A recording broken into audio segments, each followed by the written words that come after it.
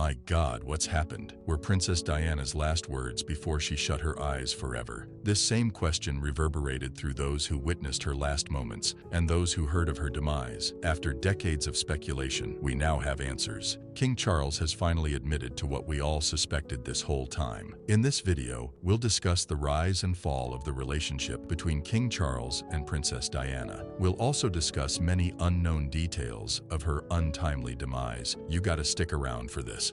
Where better to start than the very beginning? King Charles's early life. On the 14th of November, 1948, Buckingham Palace was abuzz with the news of the birth of Charles Philip Arthur George, the son of Princess Elizabeth, the Duchess of Edinburgh at the time, and Philip, Duke of Edinburgh. As the first child of the heir apparent, he became the second in line to the throne, but that didn't matter much at the time because his grandfather, King George VI, was still in power. However, everything changed in 1952 when his grandfather died, and his mother ascended the throne to become Queen Elizabeth II. Coming in. So I said, what an extraordinary remark to make, very unkind about it. Charles became the heir apparent, and his lifestyle had to change. From the young age of 4, he had to bear the burden of the role, and this was quite overwhelming for the young prince. When he turned 5, he began his education under the supervision of Catherine Peebles, who was his governess. In 1956, the Queen insisted he attend a regular school, rather than be tutored privately, as she believed this would give him a more rounded education. So later that year, he commenced classes at Hill House School in West London. Charles became the first heir apparent to attend a regular school. A few years later, he attended 2 of his father's former schools, Cheam School in Hampshire in 1958, then Gordonstoun in the northeast of Scotland in 1962. He is now 13, and no doubt looking forward to moving to a senior school. Gordonstoun in particular shook off Charles's sensitive nature, as he didn't receive any special treatment, was in fact bullied, and had to survive the intensity of the school's rigorous curriculum. Although his parents were initially berated for forcing him to attend Gordonstoun, years later, Charles praised the school, stating that he had learned a great deal about himself and his abilities and disabilities. During his time in Gordonstoun, he spent 2 terms at the Timbertop campus of Geelong Grammar School in Victoria, Australia, for a sort of gap year, then returned to Gordonstoun to round off his studies. After his A-levels, Charles refused to join the British Armed Forces, as is the norm of the royals, but proceeded to university. He attended the University of Cambridge from 1967 to 1970, where he earned a Bachelor of Arts degree. The prince inspected the helicopter before climbing inside.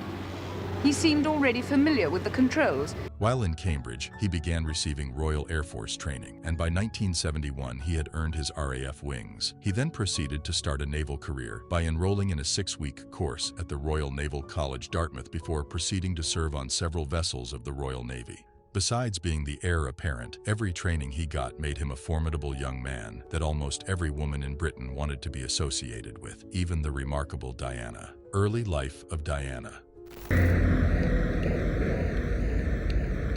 On the 1st of July 1961, Diana Frances Spencer became the 4th of 5 children of John Spencer, Viscount Althorp, and Frances Spencer, Viscountess Althorp. She was named after one of her great-aunts, Lady Diana Spencer, who had been a prospective Princess of Wales, as she courted Frederick, Prince of Wales, for a time. Right from a young age, Diana carried herself in a regal manner, and for this, she was known as Dush, coined from the word Duchess. When Diana was 7 years old, her parents got divorced. Her parents' relationship had gotten strained due to their desire for an heir. Diana's immediate older sibling, John, had died shortly after his birth, which was a year before she was born. After John's death, Viscountess Althorp was sent to Harley Street Clinics in London to discover the cause of the problem. After her time at the clinic, she conceived with the hopes that it would be a boy, but Diana was born. The Viscount had been so displeased that a name was not chosen for a week. Although they later gave birth to an heir, Charles, the experience the Viscountess Althorp had suffered while trying to produce an heir put a serious strain on their relationship. So when she got an opportunity to leave, she took it and didn't look back.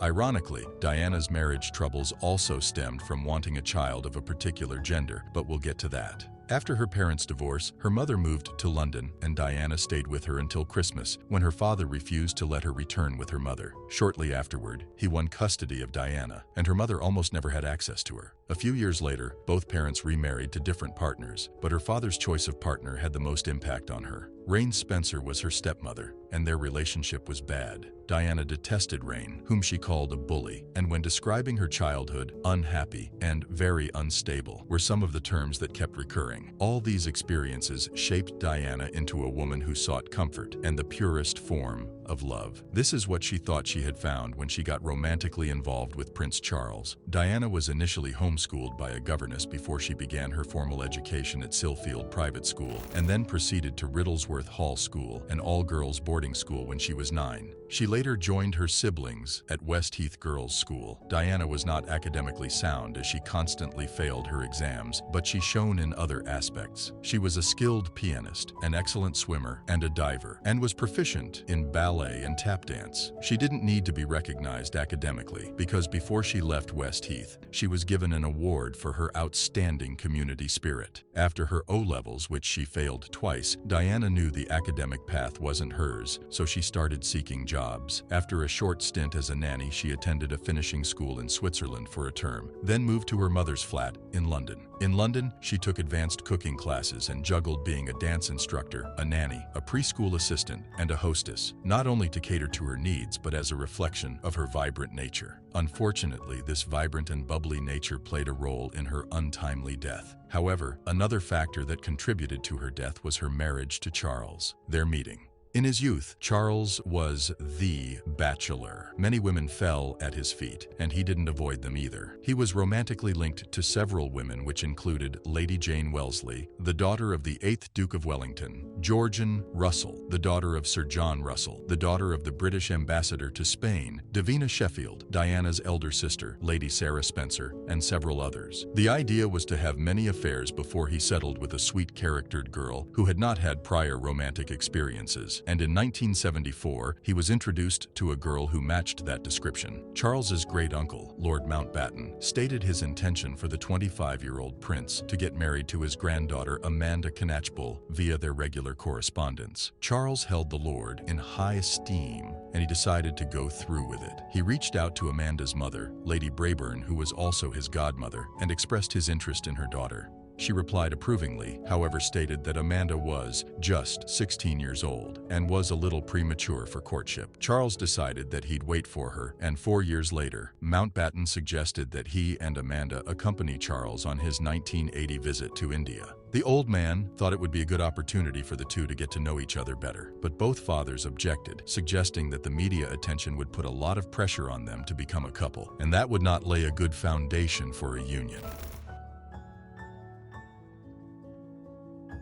Charles went to India, and just right after he returned, his dear uncle, Lord Mountbatten, was assassinated by the Irish Republican Army. He was devastated by the news and was determined to honor his last wishes, so he proposed to Amanda. However, she declined because of the loss of not only her grandfather, but her paternal grandmother and younger brother, whose death was a result of their association with the royal family. At the time, the idea of joining the royal family lost its appeal. When one door closes, the other opens. This new door led right to Diana. Diana's family was a great ally of the British royal family, as her grandmothers had served as ladies-in-waiting to Queen Elizabeth, the Queen Mother, and their house in Sandringham Estate was also owned by Queen Elizabeth II, whom she had called Aunt Lilibet from a young age. Diana had grown up playing with Prince Andrew and Prince Edward when they vacationed at the Sandringham house, and she would have also met Prince Charles if he wasn't always away at school. But their paths had been destined to cross, and it did. Charles and Diana first met at her home in Althorp in 1977, when she was 16.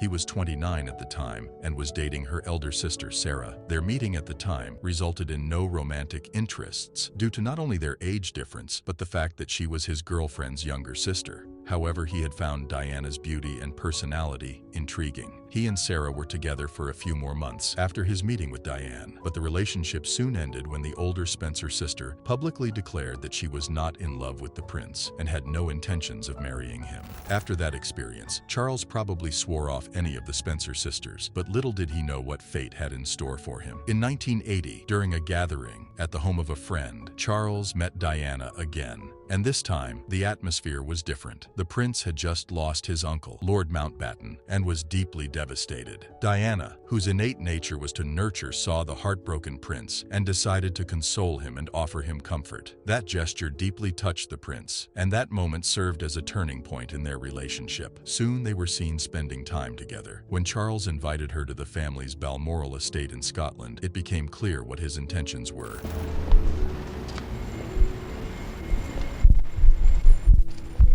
Diana was initially overwhelmed by the gestures and affection, as she was just 18 and had never experienced such, but she seemed to adjust well, and once they became official, she basked in the spotlight. Their relationship gained intense attention from the press and paparazzi. Every other woman he had ever been with suddenly faded into oblivion. Diana found this newly found attention both intriguing and overwhelming. However, she believed it would ease out with time, not knowing it was only the beginning. The announcement of your marriage in the near future, can you tell me? Can you tell me if there's any possibility?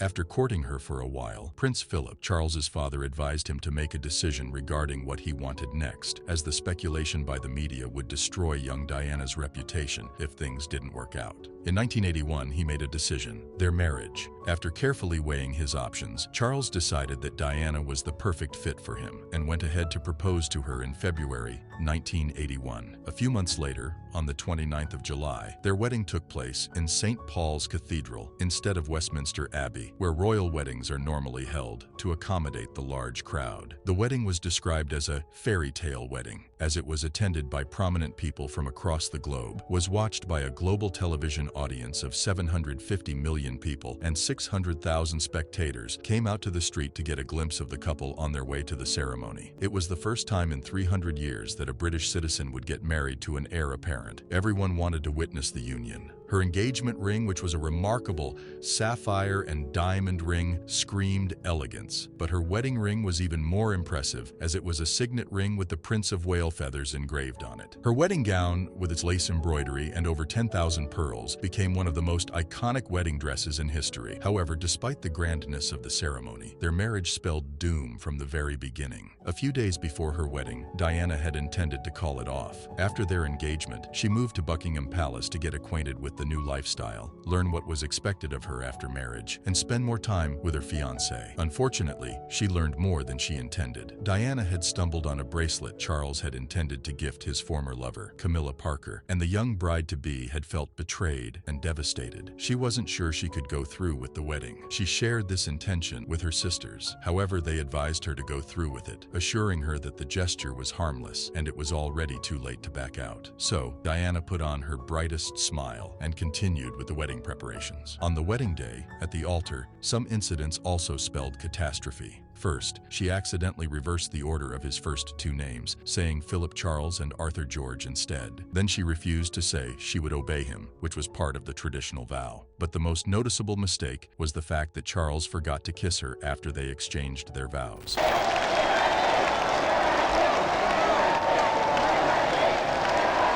Although that was rectified when they kissed passionately on the balcony of Buckingham Palace later in the day, the occurrence of that mistake showed that something was amiss. That day marked the beginning of a strenuous and chaotic relationship, but to the world, it was regarded as a day of celebration. However, the dents in their union didn't become visible until after the birth of their second child. Roller Coaster Union. Lady, and my goodness, I was lucky enough to marry her.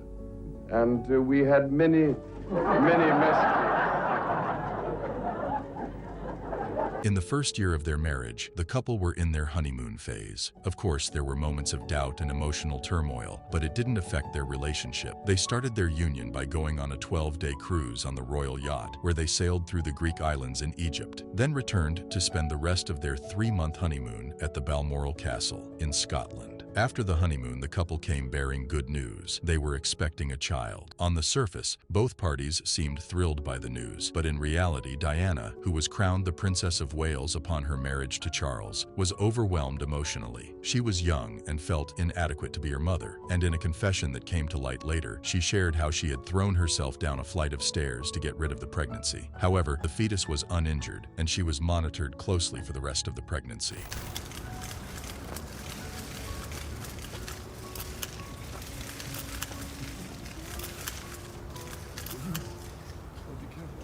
On 21st June 1982, she gave birth to Prince William. Despite her previous thoughts of inadequacy, she was extremely enamored by her child. She often described how he was the best thing to happen to her at the time, and how seeing him eased all her fears of parenting. The couple were both happy to start a family together, and this made the first year of their marriage go by like a breeze. The second year was uneventful, at least to the knowledge of the public, and in 1984 they announced that they were having a second child, an indication that everything was still good in paradise. Before that pregnancy, Diana had suffered a miscarriage that had left her so emotionally shaken that she initially decided she would never go through childbirth again. However, when she got pregnant again, she took every measure to ensure everything went smoothly. According to Princess Diana, Charles was closest to her during the second pregnancy because he strongly believed it was a girl. The prince had longed for a daughter, so his constant doting was to ensure the child remained safe. Then, he discovered that they were going to have another boy, and everything changed. Every attempt to hide his disappointment was fruitless, and this put a serious strain on his relationship with Diana. His annoyance became even more obvious after Harry's birth, when he saw that his young son had inherited the red hair that ran in Diana's family. After Harry's birth, every dent that had formed through the years of marriage became a wide crack that could no longer be hidden. I'm sure Harry had a play the piano. You can't play it with him. Go on. Can't play. Here we go. Shall we play it again? The couple tried to hide their marriage troubles by giving joint interviews and being sweet in public, but the tension seeped through their facade as they sometimes found it hard to keep up the appearance and let details about their marital struggles slip. By the 5th year of their marriage, rumors of infidelity they couldn't be dispelled began to go around, and their incompatibility became even more glaring. George. Beautiful. I'd love to. It's good. Why not?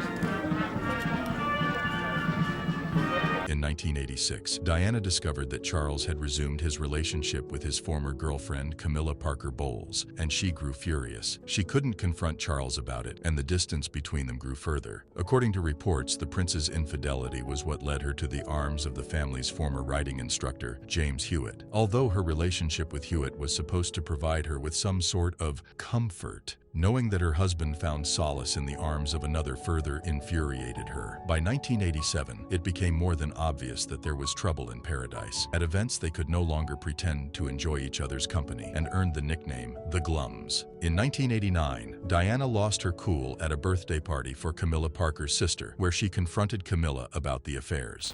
So I said, Camilla, let's sit down. So we sat down, and I was terrified of her. And I said, Camilla, I'd just like you to know that I know exactly what's going on. And she said, I don't know what you're talking about.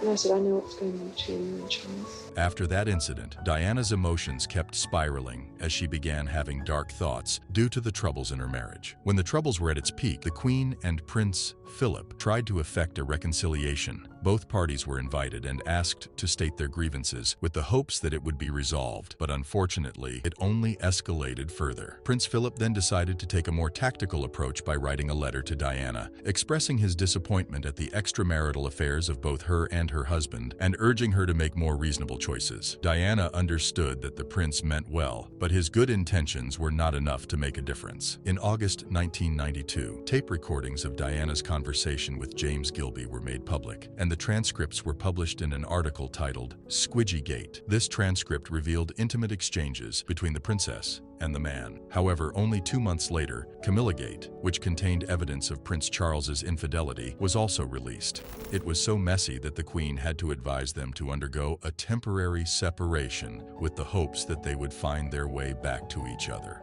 And in December 1992, Prime Minister John Major announced their amicable separation. Unfortunately, their separation was far from amicable. While they were separated, each party continued with their affairs. Although Diana told everyone who was willing to listen that Camilla was behind her marital troubles, she believed that her husband was having multiple other affairs, making it more difficult for them to rekindle their love. In October 1993, Diana wrote to Paul Burrell, her butler, telling him that she believed her husband was now in love with his personal assistant, Tiggy Legabourk, and intended to have her killed to make the path clear for him to marry Tiggy. Her statement was chalked off as paranoia. Well, there were 3 of us in this marriage, so it was a bit crowded. About a month to the end of 1995, it became clear that there was no picking up the pieces. Princess Diana granted an interview for the BBC current affairs show Panorama, where she discussed their extramarital affairs. She mentioned that their marriage was a bit crowded. Well, there were 3 of us in this marriage, so it was a bit crowded. She then stated her doubts about Charles's suitability for kingship. She also mentioned that through her years with the prince, she had suffered from depression and bulimia and had tried to hurt herself on numerous occasions. When this interview was aired, the royal family decided that they'd had enough. In December 1995, Queen Elizabeth sent letters to Charles and Diana, advising them to divorce, and both parties agreed it was high time they did so. However, Diana ensured she left with a bang. In February 1996, Diana issued her own statement announcing the divorce agreement and its terms before it was finalized, despite being warned against it. The princess had done this knowing fully well that the palace would not want to anger the public, who backed her demand. Then she told everyone who was willing to listen that Tiggy-Leggy Bourke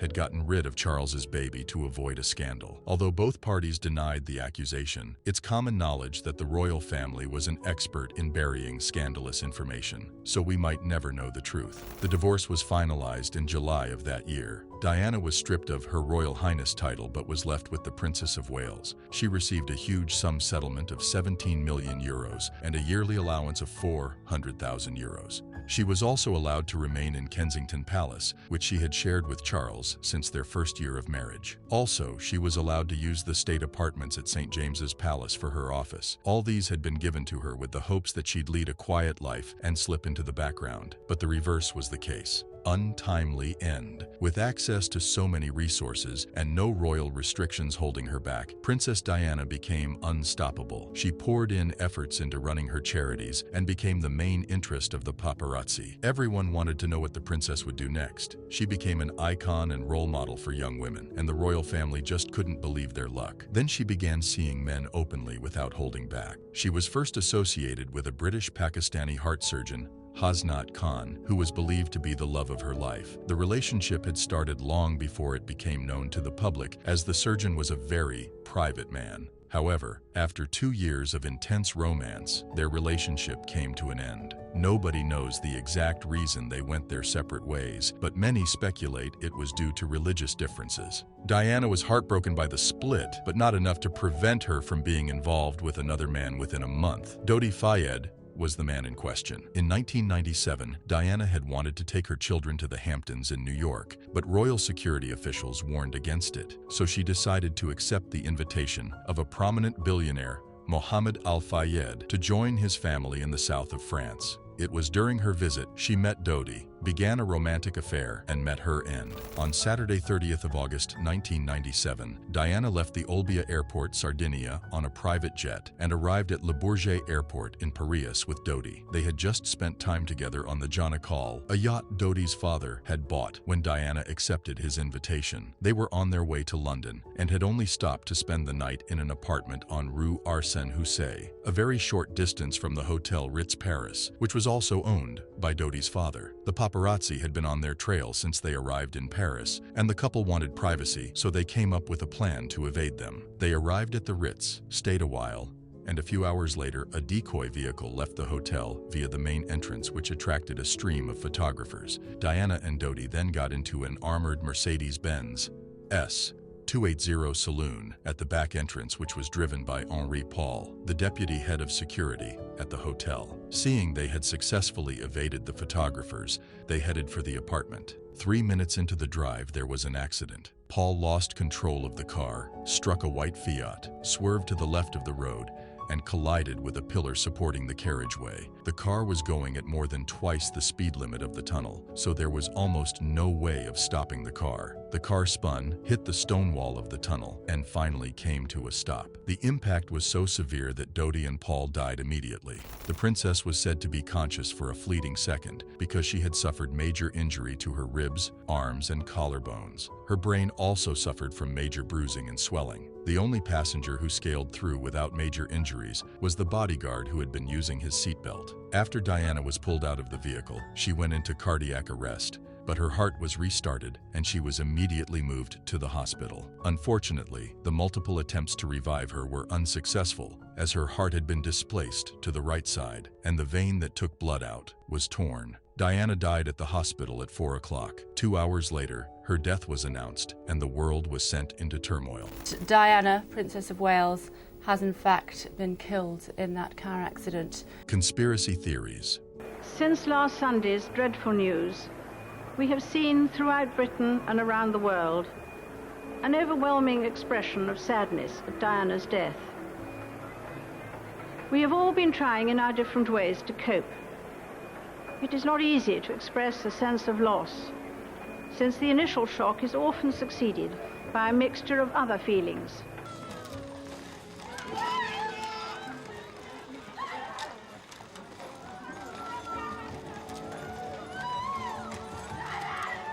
Many people across the globe were shocked by her death. Although the royal family seemed deeply disturbed by her death and made a great show of mourning the loss, there were speculations that they had played a part in the death. And Dodi's father immediately began investigating. The driver of the white Fiat, Levan Than, was found and questioned by French detectives, and although there were inconsistencies in his stories, he was suspiciously ruled out as a suspect. Then several photographers who had not fallen for the decoy and had followed the couple were also arrested. It was believed that their incessant pursuit led to her death. They were also released when further investigation showed that Henri Paul might have been the sole cause of the death. Henri Paul's blood samples had been examined upon the accident, and it was detected that Paul had been drinking before he drove. The test showed that the alcohol level in his blood sample was more than 3 times the French legal limit, and also showed that he had also been consuming antidepressants. However, many found several discrepancies in the results. In the video footage recorded before he got into the car, Henri seemed very sober, which would have been difficult if there were such high levels of alcohol in his blood system. Some argue that an alcoholic might be able to act sober while being extremely drunk, but others say that he wouldn't have been able to function at all. When the argument that the blood sample was tainted didn't hold water, there were claims that Paul was part of the British M16 and had been given the instruction to stage a crash. When that also came with several controversies, Mohammed Al-Fayed revealed that Diana and his son intended to announce their engagement the following Monday, and the British royal family had decided to put a stop to it by all means possible. He provided evidence of an engagement ring being purchased, and it was sent back to be fitted to the princess's size. However, further investigations showed that the dates on the receipt had been altered. These conspiracy theories were all in a bid to explain the death of the beloved Princess Diana. However, to date, no one knows what really happened. And if you ask King Charles about the death of his ex-wife, he'd share that she had died in an unfortunate accident. So what do you think? Kindly let us know in the comments. Don't forget to like, share, and subscribe to our channel, Past Famous. See you in the next video.